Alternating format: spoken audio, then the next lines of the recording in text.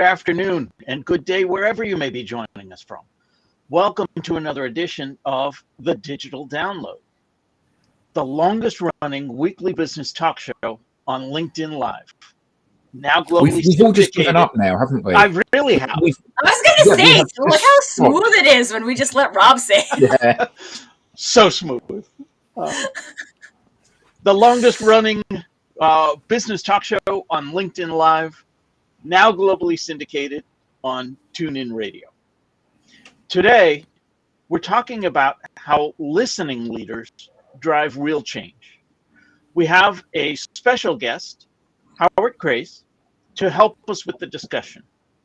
Co-founder of True, a company focused on helping organizations build winning cultures, Howard has over 25 years of experience in employee engagement and change communications. But before we bring Howard on, let's go around the set and introduce everyone. While we're doing that, why don't you in the audience reach out to a friend, ping them, and have them join us? We strive to make the digital download an interactive experience, so audience participation is highly encouraged. Right. With that, introductions. Adam, would you kick us off, please? Hello, everybody. I'm Adam Gray. I'm co-founder of DLA Ignite, and very much looking forward to today. I'm always looking forward to the show. I find every one of these shows fascinating because we always have really interesting people on. So, as normal, I'm looking forward to the show. Absolutely. A quick pause. Andrew joins us. Good morning. Hi, Andrew Slessor. Hi, Andrew. For those listening, we waved to Andrew, and it's reported that Andrew waved back. All right, thank you. Tracy, good morning and welcome. Good morning, everybody. I am Tracy Borson, founder of TLB Coaching and Events, where we're all about authentic marketing that works and generates ROI as not just a cost center. I'm a super proud partner of DLA Ignite, and I love listening. Well, I also love talking, but I love listening. So I'm going to practice that one today. Excellent. Thank you. Welcome. Tim. Hi, welcome, everybody. I'm Tim Hughes. I'm the CEO and co-founder of DLA Ignite, and I'm famous for writing the book Social Selling: Techniques to Influence Buyers and Changemakers. Excellent. Thank you very much. And myself, I am Rob Durant, founder of Flywheel Results. We help startups scale. I'm a proud DLA Ignite partner, and I'm famous for writing the book, The Social Enablement Blueprint: Stop Pitching and Start Selling. Okay. For those listening, we're all holding up a book copy of Rob's book. Yes, thank you so much for your support. I know. I feel like I'm at my parents' house, so I don't have my access to my book repository. I can't hold up any of these books. And it was although to be fair, I do not have the hard copy of Rob's book. But Tracy, for the people listening, they didn't know that, though, did they? But they do now. I like to be authentic. Did you hear that in my intro? There we go. All right. As I said, this week on the Digital Download, we'll speak with Howard Crace. Howard has a rich background working in senior communications roles at companies like Johnson Matthey, GSK, and EY. And he co-authored Leading the Listening Organization, which explores the importance of listening for organizational success. Let's bring him on. Howard. Yay, welcome, Howard. Good morning and welcome. Good morning, Rob. Hi, everyone. Howard, let's start by having you tell us a little bit more about yourself, your background, and what led you to where you are today.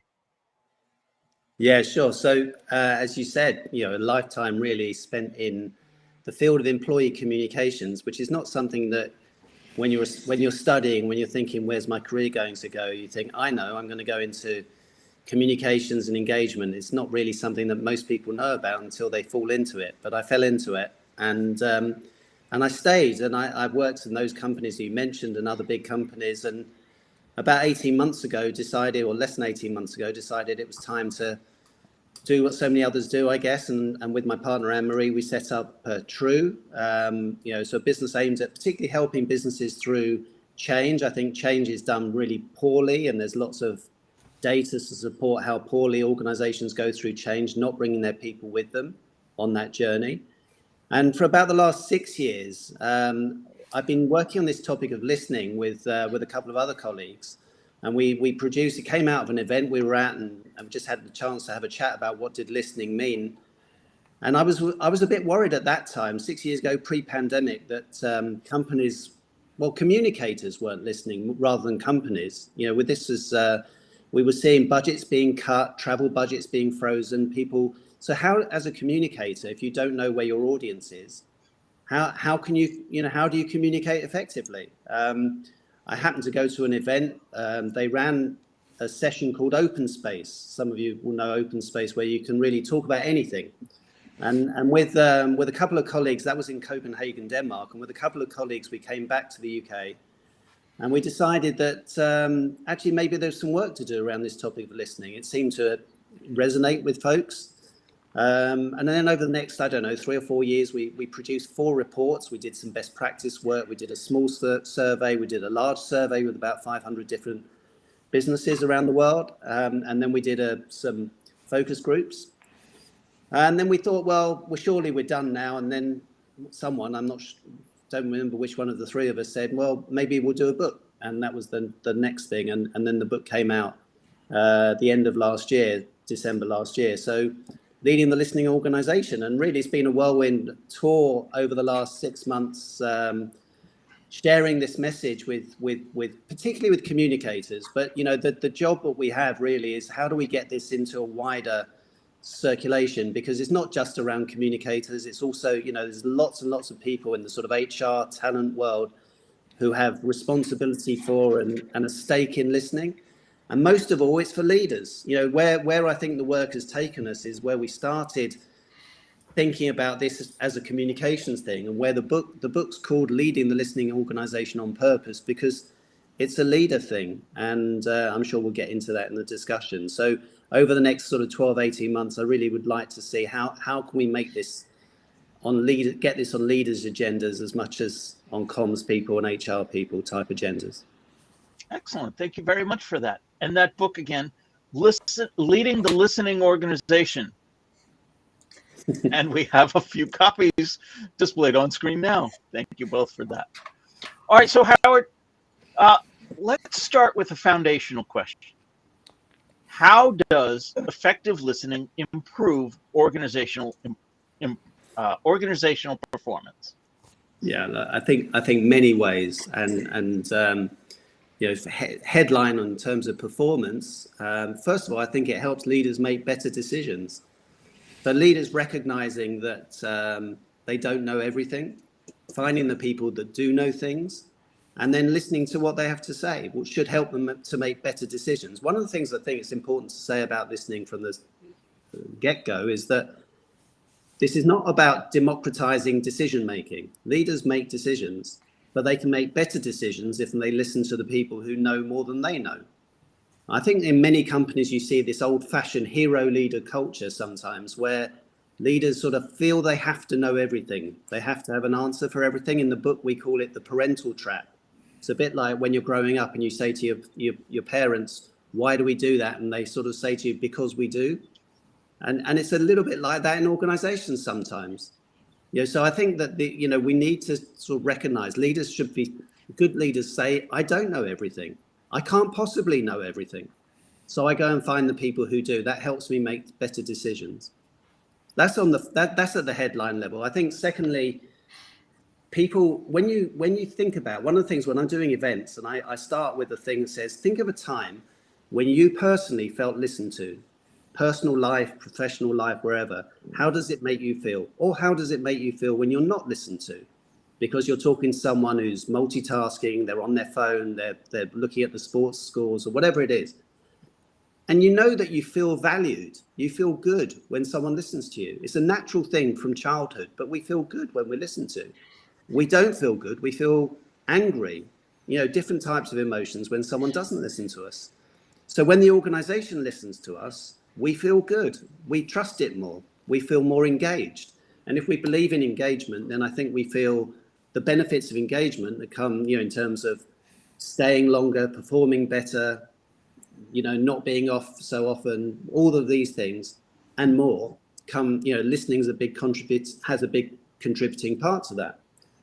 But I think also, in terms of risk, in the UK at the moment, we've seen a very well publicized scandal with our post office, in America with Boeing, and others, where you see whistleblowers at causing the topics that these companies would hope had never come out, because in the post office case, for example, they willfully decided not to listen.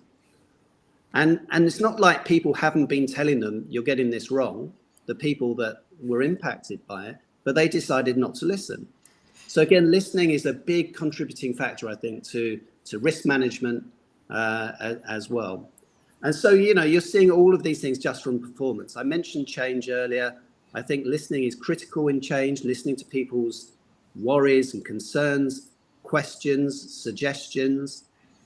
That helps you to build resilience. That helps you to go through change in a better way. So again, I think a huge part of where organizations are.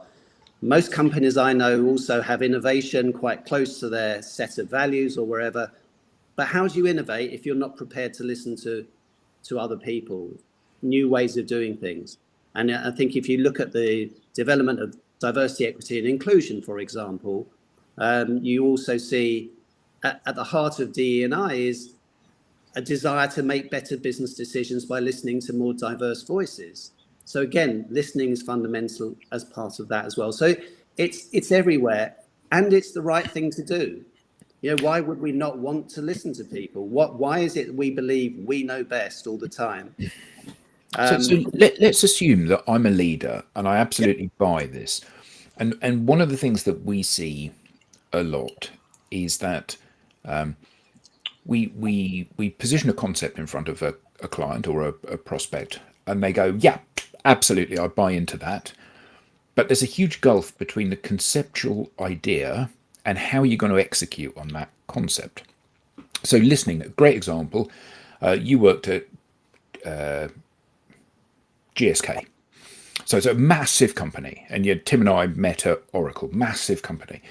And you've got a company like that, and it's really important that the leadership gets to listen to the people across the organization.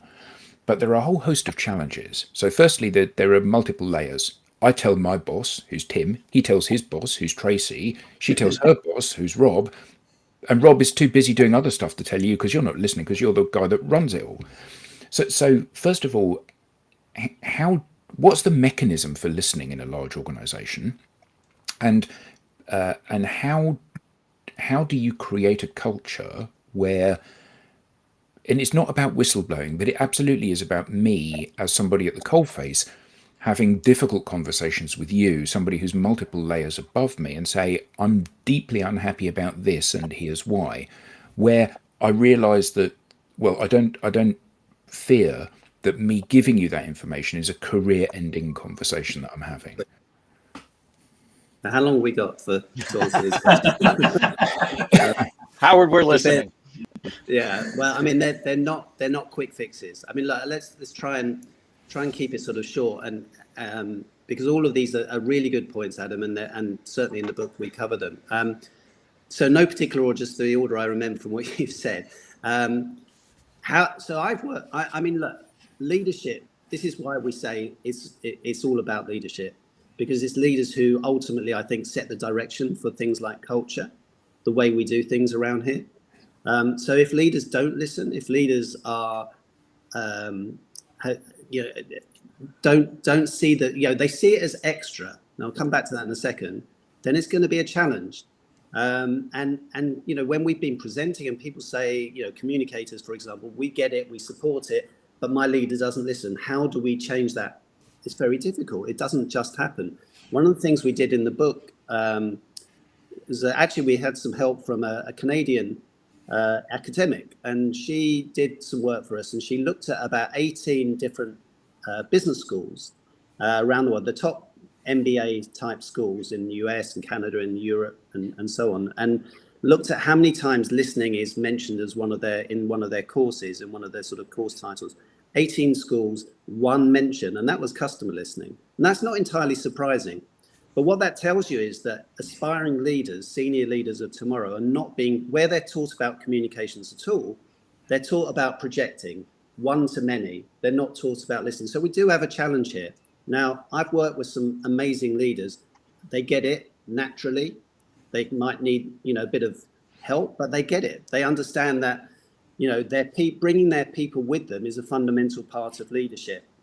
I struggle myself with people who say, I haven't got time to communicate as a leader. I haven't got time to listen as a leader, because what else should you be doing as a leader would be my challenge. Isn't that what you're meant to be doing?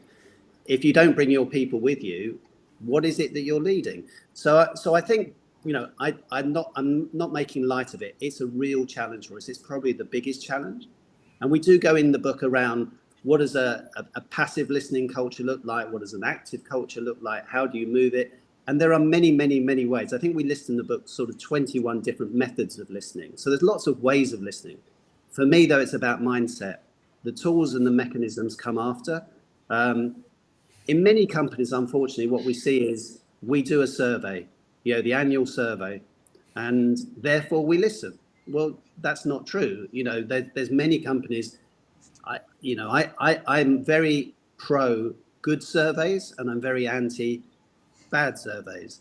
And my experience in some of the companies you've mentioned is they do bad surveys, but they do surveys, and it's the way we've just always done it. And we're locked into this process, and it becomes a process, and it's not actually helping you to improve because of what people are telling you. You're not actually listening to the voices. So look, I think there's lots of ways of doing it, but we have to start with leaders. We have to find leaders who get it, and we have to use them as role models, and then, other people follow suit. And in some of the places I worked with, a brilliant CEO at Johnson Matthey, she listened, she really believed in her people. And amazingly then her leaders, her team, and the team below that, they got it too, because they could see the direction it was going. So it's not easy, but we need to find those people who are going to help show us what's required, I think.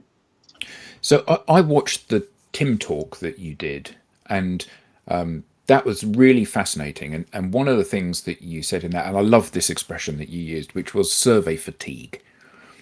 Surveys are a really good idea, and you work within an organization, and you suffer from survey fatigue because you're asked so many questions. So explore that a little bit, because surely if I'm setting surveys, I'm asking for input. That's good, isn't it?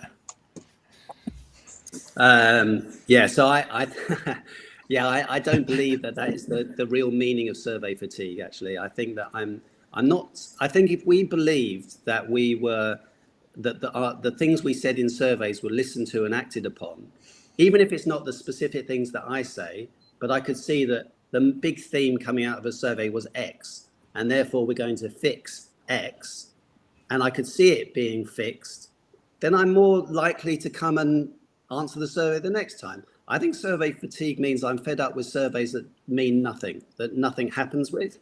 And if I could see that actually they made a difference and that action happened, I'm more than happily keep responding because I see a value in it.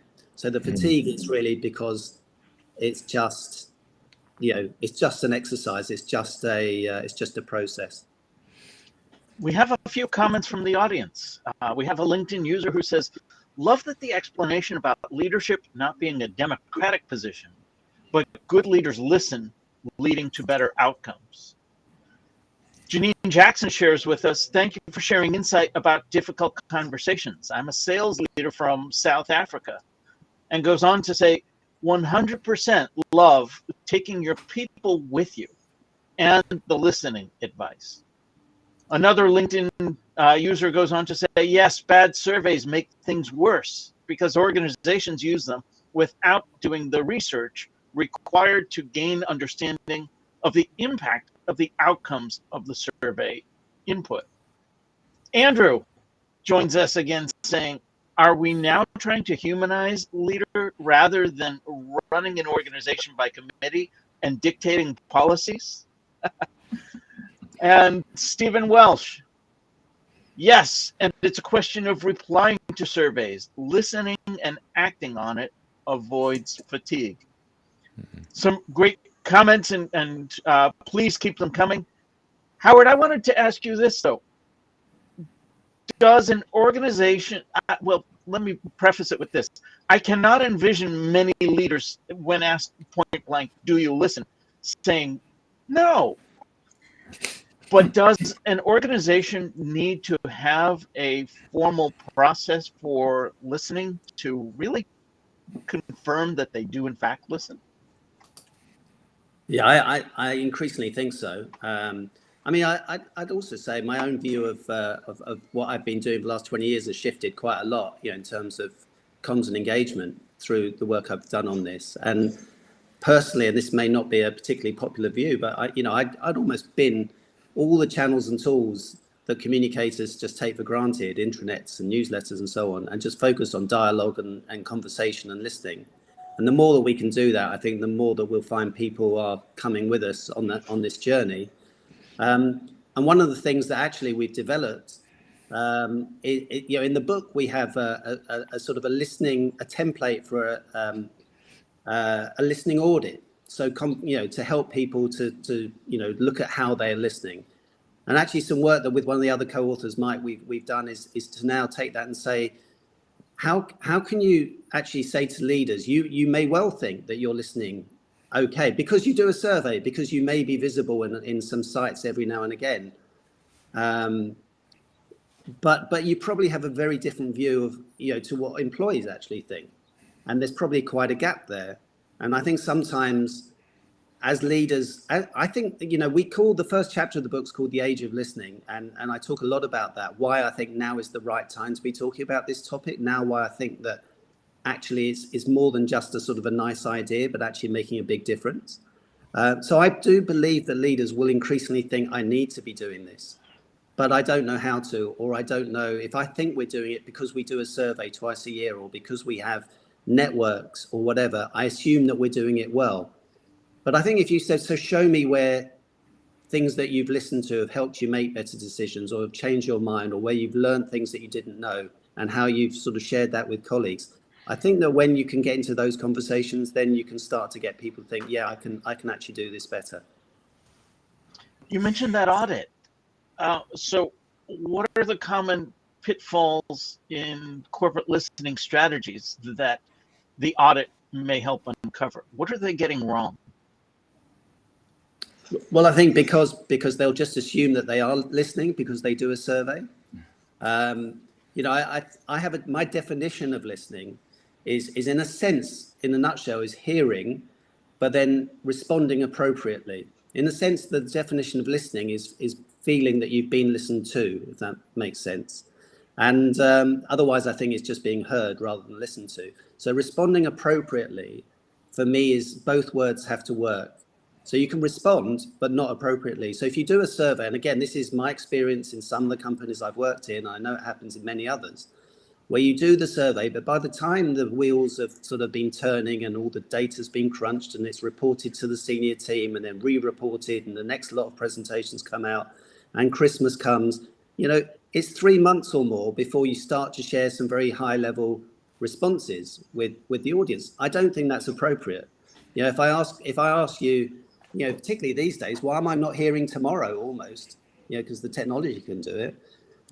So I think you have to respond, and you have to respond appropriately. And appropriately doesn't mean necessarily anything happens as a result, but I feel that I've been listened to. I've sat in a room with really good CEOs with about 20 people, and those 20 people come out an hour later really thinking that they've been listened to, even if what the CEO was very clever at doing is saying, why can't you do something about this? I don't need to, or the company doesn't need to, but you could do it. You're empowered to do it. And they just didn't know that they could, or they were waiting for someone to push them. But they come out feeling that they've been listened to. So there's no action necessarily, but it's appropriate because in the context of that conversation.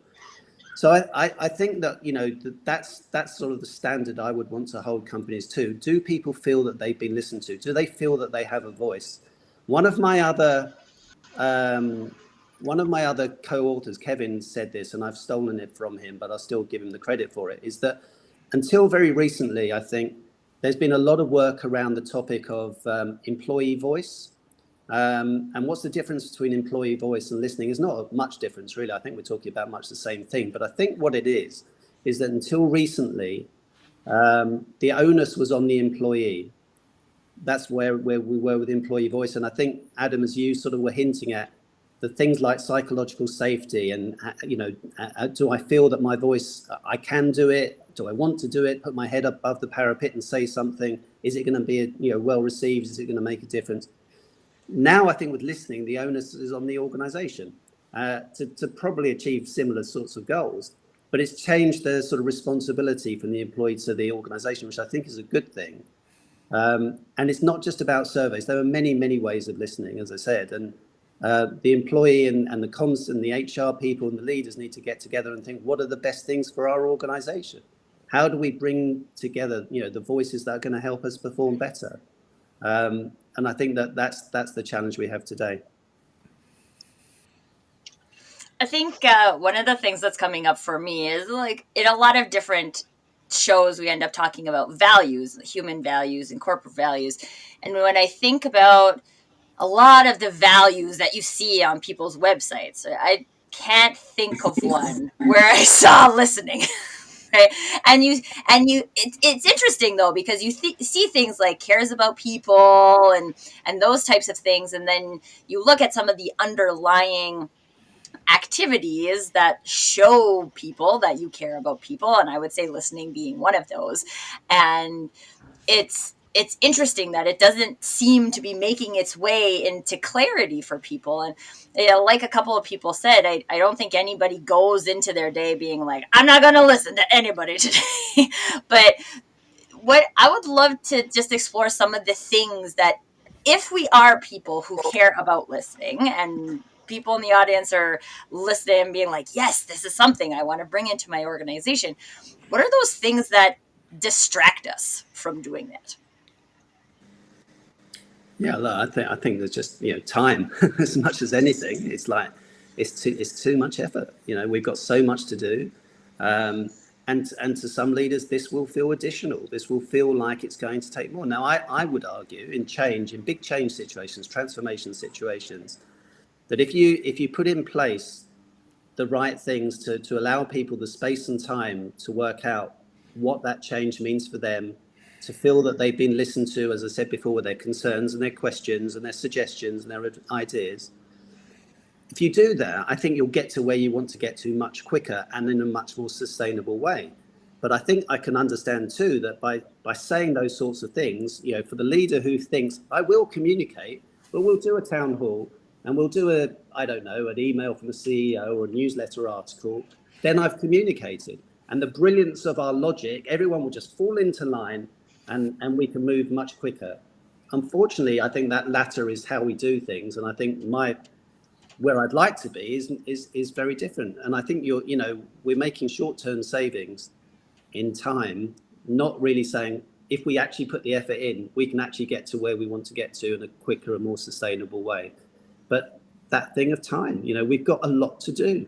People are under a lot of pressure. And I don't say any of this without recognizing that. I don't think that organizations are just chugging along, nice and comfortably. And here's another thing. Oh, that makes sense. Let's do it. People are under a lot of stress, a lot of pressure. And here's someone else saying, oh, you've got to listen. You've got to do this. You've got to do that. It's tough. It's tough, especially going back to what we said before. If you haven't necessarily had to listen or seen other people have to listen to get to positions of authority. So yeah, I think it is. I asked the question actually, Tracy, whether I'm sort of naive here or just a bit romantic. Is that I think that when we get a new job, any of us, when we get a new job, we're super excited. We get that message that says, congratulations, you'll start on this date. You're really excited. You want to change the world. You're going to be part of a winning team, and you're going to really contribute to that winning team. And what is it that organizations do to take that excitement out of you? Which is, it's just, I've just seen it. It's just, why do we do that? People have got ideas. They want to be part of a winning team. They do care. You'll be surprised how much people care, I think, at times. Maybe the cynical head office has a different view, but Look, I think that's why I ask them. Maybe I'm a bit naive about this, but I do believe that people have so much to offer us, to help us to get, let's say we're talking about sustainability. We're talking about DEI. Let's say we're talking about continuous improvement, real live business issues. Listening can help us to make better decisions and get us to where we need to get to. I remember reading about one of the great American leaders of yesteryear. It could have been Andrew Carnegie or someone like that. And, he acknowledged that he didn't have, not that he didn't have all the answers, that he didn't have any of the answers, but he surrounded himself with people that had all of the answers. And one of the things that he used to do was to go and just queue up in the canteen with the staff and then go and sit, at our table and join the conversation, so he could really keep his thumb on the pulse of what was going on within the organization. And I think that so often leaders run the risk of being in their ivory tower. And Tim and I worked at a large corporate together. At the head office, there was a fantastic canteen, and yet none of the senior leadership were there. They would always go out for lunch somewhere. And it seemed like such a squandered opportunity to actually get close to the very people that were making the things happen within the organization. And I think that often leaders are perhaps just unsure about how they can bridge the gap between themselves at the very pinnacle, at the zenith of the organization, and you and me, working at the coalface. Yeah. I remember going to lunch at Hilti in Liechtenstein. That they make drills and stuff, and in the canteen, all the leadership would sit in the canteen and would have their meal out there, and it was like, this is what we do. That's brilliant, isn't it? And it was like, this is like part of the culture of the fact, and the leadership are told not to sit in cliques. The fact that they have to sit down and they're not to sit with their mates or their friends or stuff like that, to get other people and to actually to have conversations. It was fantastic. I actually saw it while we were queuing up. Yeah, and I don't want to ever give the impression that all leaders are bad or don't get this. I've worked with some brilliant leaders, some really fantastic leaders, and they don't necessarily were never taught about listening, but they just get the fact that you need to bring your people with you. You need to create an environment where people want to come on that journey with you. And you see that in business, you see that in sport, you see that in all walks of life. So, that you can then employ something which we call listening is great. But there are many, many great leaders who get this, naturally. I think our challenge is, how do we get to your first question? How do we get more leaders to recognize that, what they need to do? Do you think it's because listening is difficult? Because it may actually bring up things you go, well, that requires us to change, or that requires us to innovate. Yeah. Which for large organizations are hard things to do, aren't they? Yeah, I think even on the individual level, we talk about psychological safety often from the perspective of the person, the member of staff, let's say the employee who wants to say something. But our research certainly found psychological safety challenges for the managers and the leaders. What if someone asks me a question I can't answer? What if I don't agree with what, or the company have given me a line to give and I agree with the sort of challenge from the employees? Somebody said to me not long ago, they were talking to a manager in their business or a leader in their business who said, I don't want to ask that question because, quotes, it will open a can of worms.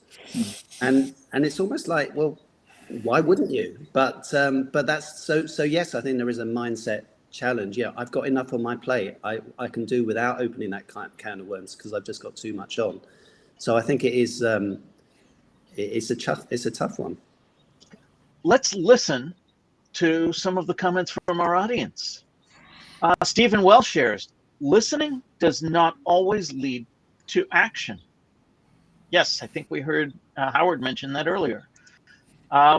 Dana Poole shares, demonstrating active listening is best shown by follow-up actions. We have a LinkedIn user who says, if leaders learn to listen more, they can utilize their team to the highest level, using each individual's strengths to reach team and organizational goals. Flo Labrado shares with us, effective communication includes ensuring that the receiver gets it. They may not agree, but that they've at least heard. Another LinkedIn user sharing, poor onboarding and not hiring to true need creates the downward spiral of the disillusionment, in my opinion. And we have David Bellamy, who says, the people in the body of the organization are closest to the customer. Suppliers work with the process, technologies, and policies. They more often than not know what's working and what's not. Thank you all for these comments, and keep them coming. Keep your questions as well. We want to make sure that we listen. Howard, I have a question. So in like all of these things that we've talked about, if we need to create more space to listen, in your experience, where are some of the places we can look to find maybe less productive activities that we could trade away to replace with listening? Well, I think from a sort of communications engagement perspective, I think there's a lot of stuff that gets done which has very little impact.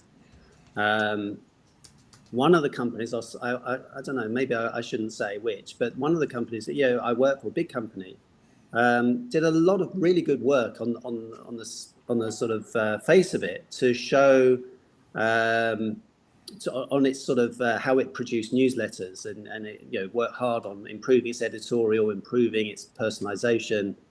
But I just remember while I was working there, they were a really good sort of performing story would hit about 25,000-30,000 people in their organization.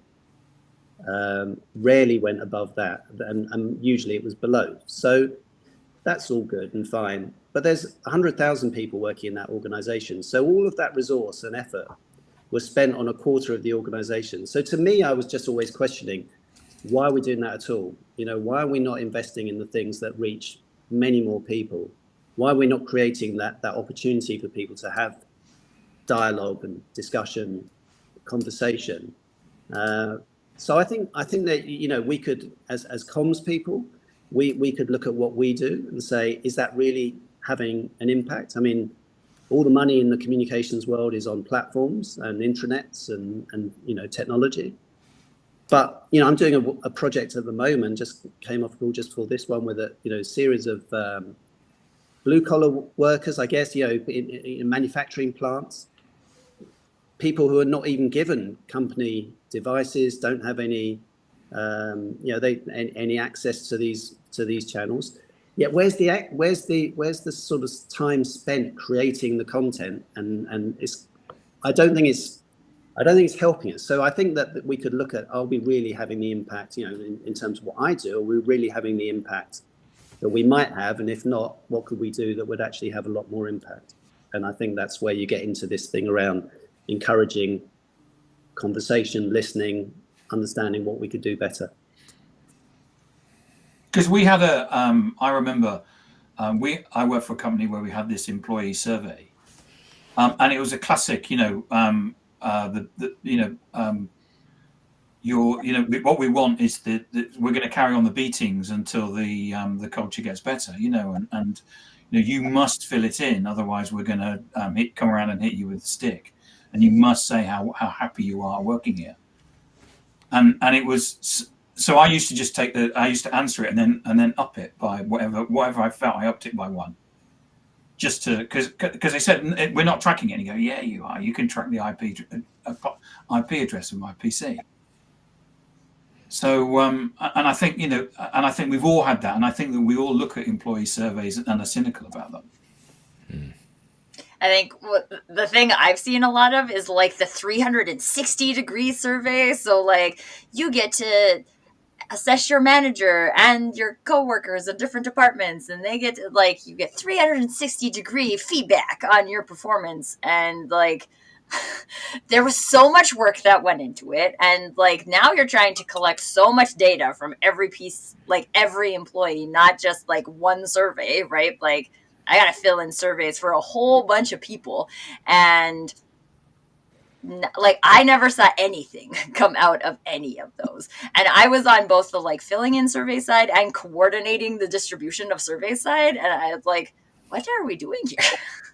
The concept is good, right? The concept of understanding how people are experiencing you in the organization, I think is great. But if we're not actually going to listen, or we don't have the culture for people to actually provide relevant information in their survey, then it's just a big waste of time.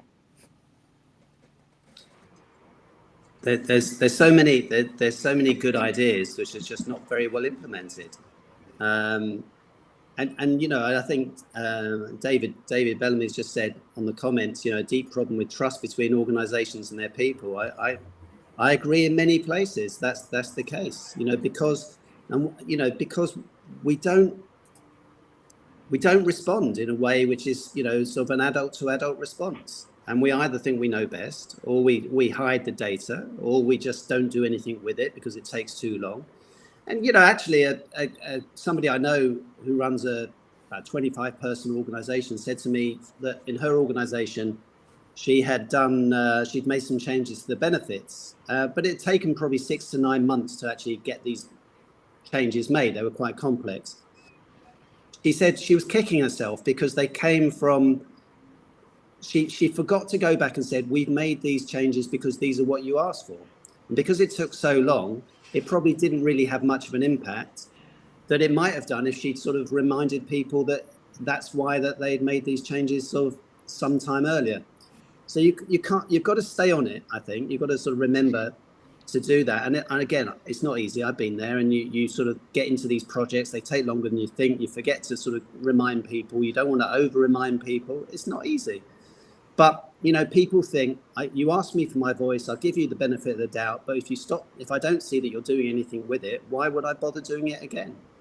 And then you get into this sort of lack of trust. And the point that you made, Tim, absolutely. Yeah, that suspicion, and that's where the psychological safety bits come in. If I say something, I've seen this so often, in change. If I say something, do I really think that, I don't want to say the difficult thing because someone somewhere is going to note my name down. There'll be a list somewhere, with all the difficult people. Now, I've never seen this list. I don't believe, and actually a lot of leaders would say they prefer the difficult people to the people who aren't difficult. But in the minds of the employees, I don't want to put my head above the parapet and be difficult because that might come back to haunt me. So I think that there's some big issues, fundamental issues here, but they're all solved by leaders. It's a leadership thing. That's why it's not a communications thing in that sense. But isn't it there also an issue with the organisation itself, which is you're asking people across the organisation for feedback on something. You better be damn sure you actually want to hear what they have to say, because like Tim said, when you are the company and you are saying to your employees, it's a happiness review. How happy are you? What you are hoping for is that they'll all come back and go 10 out of 10. This is my dream job. I love it. Everything's rosy.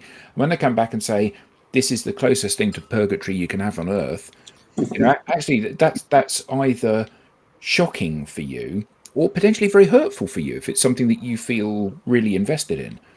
So how do organizations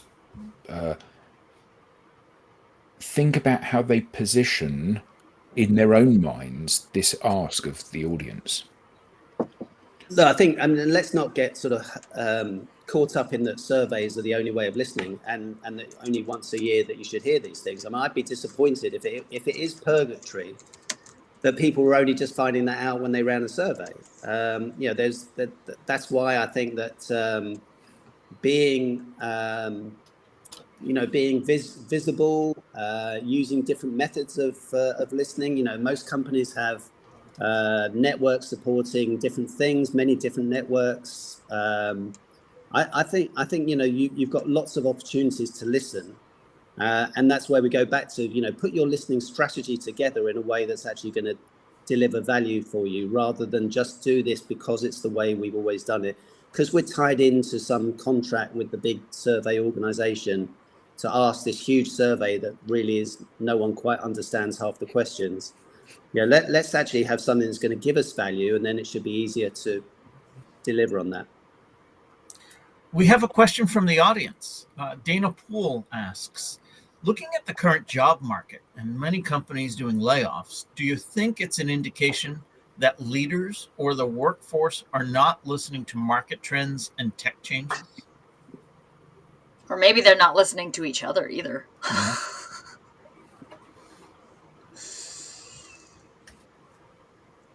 Yeah, it's interesting, isn't it? I think one of the things I try and think is that all the things I've said around listening doesn't stop an organization from making tough decisions. I believe you will perform better, but that might still mean that you're going to go through periods of struggle and periods where the economy is poor or for whatever reason, you're not performing as you need to. So you may need to do things like layoffs. I think the way that you handle those sort of things, the way you listen to people who are not leaving the organization is very important. But I don't know that, just the fact that, the job market per se, or the fact that there are layoffs going on is a reflection of whether companies are listening. They may well be listening and their new strategy may be taking them in a different direction. So I don't know. It's an interesting question, Dana. I'm not sure that just because that there are layoffs and we have a fairly stagnant job market, I think, at the moment. I don't know whether that's. I think there's too many things to say. I think in this country, for example, the UK, I suspect a lot of businesses have been waiting for an election to happen. A bit of stability. It'll be interesting to see where we are, I think, towards the end of the year. The economy hasn't been brilliant. So I'm not sure about, that's market trends. I don't know. I'm waffling a little bit here. So it's going to be, all of these things are part of it, I guess. What about the current trends of remote work and hybrid work? How is that impacting leaders' ability to listen? It's a really interesting question. The channels and the techniques to listen are there. You can certainly do many different things just because somebody's not in an office. My question would be maybe I'm never a fan of rephrasing the question, but I'm more interested in whether the leaders themselves are interested in how people are doing. And when we talked about the age of listening at the beginning of our book, one of the things that we talk about is the pandemic itself. And I think what we saw in the pandemic is that companies lent in a way they never had done before, to how their employees were feeling, how they were dealing with that situation. There was more effort taken. Comms people were front and center of their businesses in a way they probably hadn't been previously. Now, some people say that we've lost some of that, that positioning that we had during the pandemic. I tend to think it's sort of 2 steps forward and 1 step back. I think that coming out of that, you see things like mental well-being far more on the agenda than you ever did. And again, if you're truly interested in mental well-being, then I think you have to be listening to how people are feeling, and other topics on that sort of ESG agenda. So I think that there's more. The opportunity is there. To listen if you want to as a leader, regardless of where your people are based, and hopefully taking the lessons of the pandemic. You will be recognizing culture is changing. Ways of working are changing, not for everyone, of course. I think sometimes on that debate we forget, the blue collar people, the hospitality people, the sales people, maybe not changing quite as much for them, but a lot of the debate seems to be just on the people who aren't necessarily in the office as much as they were, or maybe they're being told they have to come back in the office in ways that they're a bit confused by. So I think all of that, the listening part's really important. If you're making some changes there, if you're actually sort of starting to say we need you back in the office, you better be listening. Otherwise, you're probably going to have a real issue on your hands, I think, and helping people through that change. So I think it's front and center, Rob, of that whole piece. David Bellamy shares one of the things that organizations could do differently is try to get away from only finding out what they think is important, as in employer-led, and get more from employees about what they think is important, employee-led. Yeah. And I think I've shared this example on this show before, but I worked for an organization at one point that was like, what's important to you guys is what's important to us. So tell us what's important to you. And this was the like HR team, right? And so I went and I was like, okay, so like, 2 of the most meaningful things that we've done together as a business are these 2 things. And like immediately, without even thinking about it, they were just like, oh no, we're not going to do that. And I was like, oh, okay. I mean, so do you think I'm going to tell you what I want next time? Because like, I know you don't care. You're saying it and you don't want to listen. So, and it's not like, because I think a couple people mentioned it, and you mentioned it too, Howard, like, it's not that we can necessarily execute on everything that every employee says all the time, right? It's just not feasible, especially for a large organization. But that feeling that, especially if it's being prompted from you, that someone listens, and then very minimally, if they can't deliver it, they know what that does, like what that means to you, right? Like I wish I could, but I can't, fiscal issues or whatever. But I think there's a way to even present not being able to do things in a way that allows people to feel like you said that they've been listened to. And that's the feeling I think that's the feeling we could create more intention around. Well, you summed it up perfectly there, Tracy. I mean, why would you ask the question if you're not prepared to, if you only want one answer? It's almost like, here's a list of things that we want you to be interested in. Just select from this, otherwise don't bother. I know, like, honestly, I'd rather you tell me that, right? Because then at least we have clear communication and that you're only willing to offer this. I can choose within this realm of things. So, okay, I'll go choose within that realm of things. Yeah. And someone probably had a really good idea at some point by the time it actually happened, and then they started getting things they didn't want. So yeah, I think you've highlighted. I won't bother next time. I'm just not going to play. Yeah. So which things would you like most? Would you like lower pay, fewer holidays, both of the above? I quit. But bad news has to be delivered. I can't necessarily meet every expectation. We can't have free lunch in the cafeteria every day. How do you balance the making sure they felt heard with delivering what might not be the answer they want? Yeah, I think I'm going to sum it up by saying, treat people like adults. You just treat people like adults. You actually talk to them properly, explain why things are, give them a chance to have go use the same terms, conversation, dialogue, on an adult to adult basis. I think you'd be surprised that people get it. They understand things are tough. People who are working in a company know that performance isn't great because the order book's not as great, or because the sales aren't coming through. They get it, right? And so I think treating people as adults will be a really good sort of way of just following. Just a good thing to live by, and then look, people get that you have to do. It's not that you can't take bad news. I think it's you can't take either uncertainty, which often comes because I'm a bit nervous about giving you the bad news, or I can't take it if it's told to me like I'm some small child and you're the sort of benevolent parent telling me the bad news. Treat me right, and guess what? I'll perform for you, and I'll come back and I'll perform the next day. Excellent. Howard, this has been great. Where can people learn more? How can they get in touch with you? So certainly they can get in touch. I hope that people connect on LinkedIn. Howard Craze, obviously at Howard Craze. The book is Leading the Listening Organization. Thank you, Tim. Leading the Listening Organization. So that's available. You can go to my website, true-communications.com.